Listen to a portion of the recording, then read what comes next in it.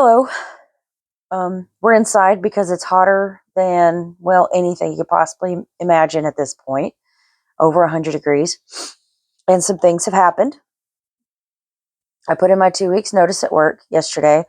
God had actually told me that I needed to, quit a while back, and I didn't do it, which led to some things happening that I'm not going to go into detail about right now, but they were not kosher. We're going to go that route, I guess. They just were not things that they didn't sit well with my soul.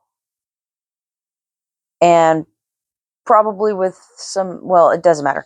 Point is, things were not going the way that I felt that they needed to, and I didn't want to. And I should have just listened when God told me to leave the first time. But I went on vacation, and then I got back from vacation and put in my 2 weeks notice. So my last day will be the end of this month, which it is what it is. God's clearly got it taken care of.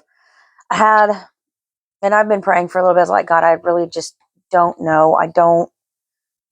I can't figure out why we're doing this like this, because wasn't it you? And I'm not like trying to put blame or like do anything. It was like, wasn't it you that sent me to this job, that gave me this job? But then again, I go back and I look at it. I had a very good job a couple of years ago, really good job. I was sitting pretty.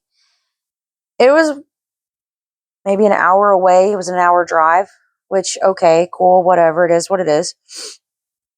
And I worked there for quite a while. I don't actually remember for how long, but I worked there for quite a while.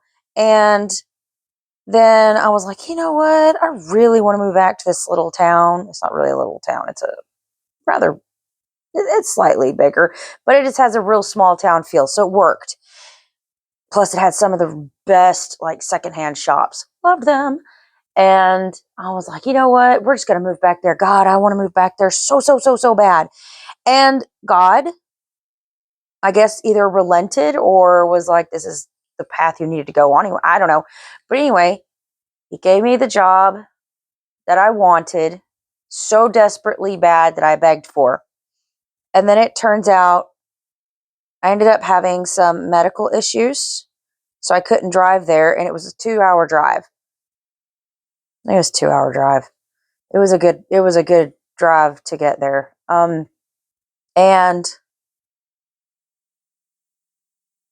it turns out that job was not what I needed at all. It was not where I needed to be. We weren't going to be moving there. And so during one of the days that I got sick, I was like, I don't know what to do, God. I was at home, and next thing I know, I'm on Facebook, I'm scrolling, and I see the open position for the job I'm at now. And I'm like, I've never done this before, but hey, it's closest nearby, literally about like 5 minutes away, which is the closest I've ever driven to a job. And I went ahead and emailed. I didn't even apply. I emailed. And within like 20 minutes or 15 minutes, I get a call from the administrator saying, hey, come in, let's do an interview. And then I got the job. So I was like, okay. And it was really cool. The people there are fantastic. I loved it. It was amazing. And then some things kind of just started happening, and it was such a slow process. I guess I didn't really realize it until just recently. And it's not okay about how things are. I'm like, God, you gave me this job. But then God gave me the other job that I really, really wanted. And maybe there's a reason that he needed me here at this job. And now he needs me somewhere else. So I'm like, okay. Which in saying that, I keep asking, and even before that, through this entire thing, I'm just like, God, what do I need to do? Where do I need to be? What, where? And I've always had this feeling of like I needed to run away, but maybe it's not to run away, but so much as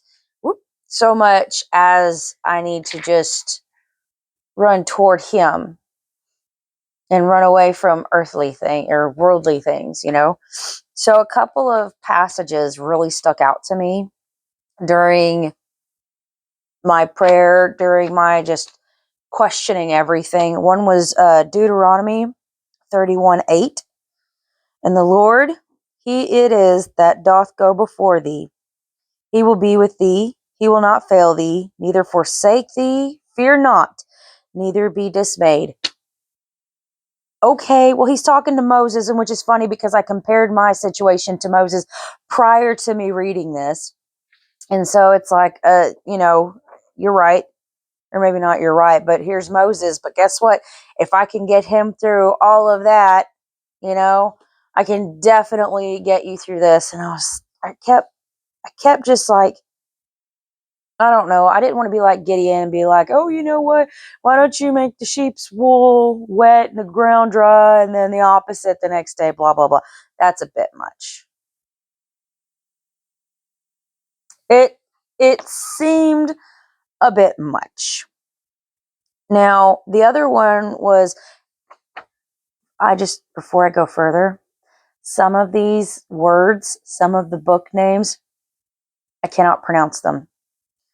I wasn't there with a recorder to record these things, to how they actually pronounced them. I'm sure somewhere out in the world has it. I don't. Habakkuk. It's in the Old Testament. It's a very short book. There's only like 3 chapters in it. But anyway, it's the 2nd chapter, verse 3. For the vision is yet for an appointed time, but at the end it shall speak and not lie. Though it tarry, wait for it, because it will surely come. It will not tarry. I'm over here just like, Lord, you know that my patience wears thin. You did. And I know he's telling me these things. And it's true. Sometimes it's not a no. Sometimes it's a wait. Sometimes it's, this, that. We don't know because it's God's timing. It's God's words. It's God's everything. It's his plan. He just gives us the tools. He gives us the tools and the discernment, if we pray and ask for it, the wisdom to be able to do the things that he's asking us to do. I jumped out, put in my 2 weeks, and am trusting God in the next big step of my life. It is a big step for a number of reasons. I mean, I'm fine. Like Logan, look, it'll all be fine. Okay. My son will be fine. I will be fine. I am not concerned with us losing the house. I'm not concerned with us not being able to pay bills, because financially we are blessed, and that's not something I have to concern myself with.